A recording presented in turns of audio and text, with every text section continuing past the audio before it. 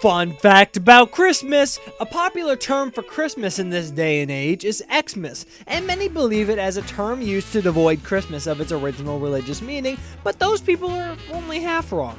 You see, X is a Roman numeral, which stands for the number 10, so we're left with Tenmas.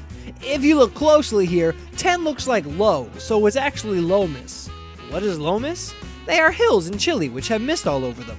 So, obviously, the term Xmas simply refers to how chilly this time of year is. This one may shock or disappoint many viewers, so you may want to close your ears. Our dear jolly old Santa isn't self-providing. It's a secret to everybody, but he's actually been bought out by none other than the company Coca-Cola. I mean, just look at him. He's a walking, talking marketing tool, sporting the brand's trademark red and white. But who is Santa anyway? Well, you may be surprised to hear that once upon a time he was a simple Turk, Nicholas, who loved reindeer and devoted his life to teaching them how to fly. One thing led to another, and voila, we have Santa. But why did Santa start throwing around gifts to people? It all started with a fateful accident. You see, Santa isn't a fan of great glittery gold, and upon receiving some one day, he cast it off into a stranger's chimney to be rid of it. Little did he know that instead of falling into an open fire, it fell into a stocking, left to dry by one of the daughters. The gift was a hit, and it became tradition for Santa to drop gifts into people's stockings.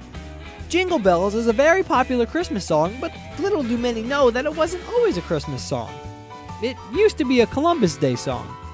Okay, I'm not supposed to tell you this one, but how else am I going to get views if I don't spill the goodies, am I right? So, listen closely. Here are the secrets. The Japanese people know who Santa really is.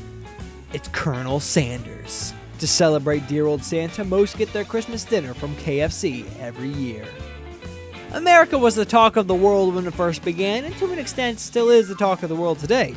But news doesn't travel fast, and especially in the North Pole. You see, Santa was unaware of America's presence and flew right past it for many, many years after it began, and only recently in 1870 did he start delivering here. Since those times though, Santa has actually bought 3 towns in America and a few islands for his very self. What did he name them all? Why, Santa Claus, of course!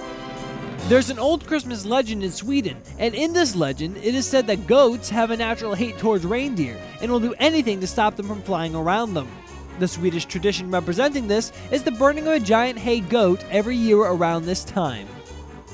Before Santa employed elves as his craftsmen of choice, he employed spirits. These spirits eventually had to be let go though, as their toys were of low quality and the spirits had a tendency to shirk off their responsibilities and go off to haunt misers. We all know the Santa family, the big man himself, his wife, Mrs. Claus, and all the little elves here and there. But did you ever stop to think who Santa's dad is? No, it's not this guy. It's none other than the god Odin himself. Before Santa flew around delivering presents, that was Odin's job, and he taught Santa everything he now knows. Odin disappeared mysteriously one Christmas, and since then, no one knows where he has gone.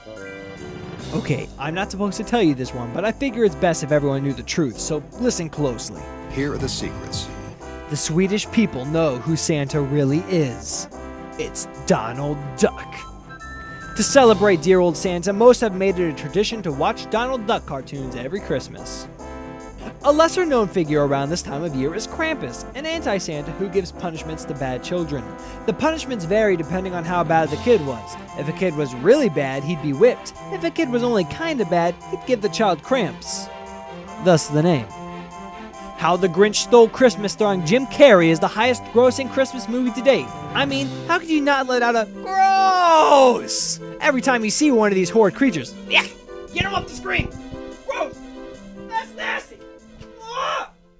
Rudolph the Red-Nosed Reindeer is another popular character around this time of year, but he wasn't always to have that name. When his creator, a certain Michael Novak, created him, he was going to name Rudolph after himself, but Novak the Yellow-Nosed Reindeer didn't sound pleasant, and so he got it changed.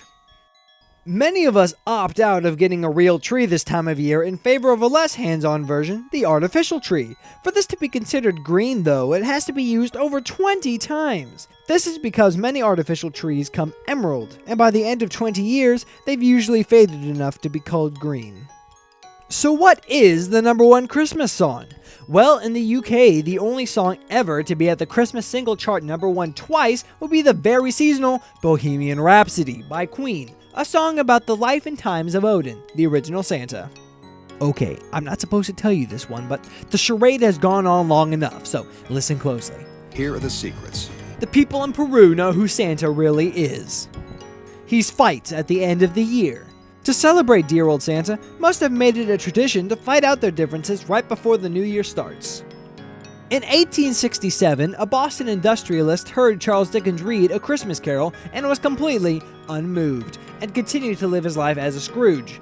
It really was his mistake though, because later on he too was visited by ghosts in the nights. He later repented and gave each of his employees a turkey, but it goes to show you really gotta watch it this time of year.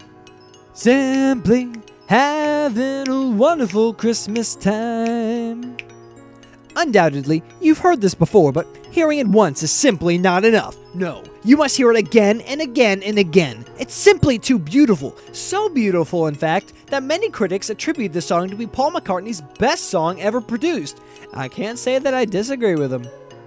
Hey guys, thanks for watching. If you know someone who would get a kick out of this video, remember there's a share button for just such a purpose. Subscribe for more facts in the future, and don't forget, these are only the rock facts.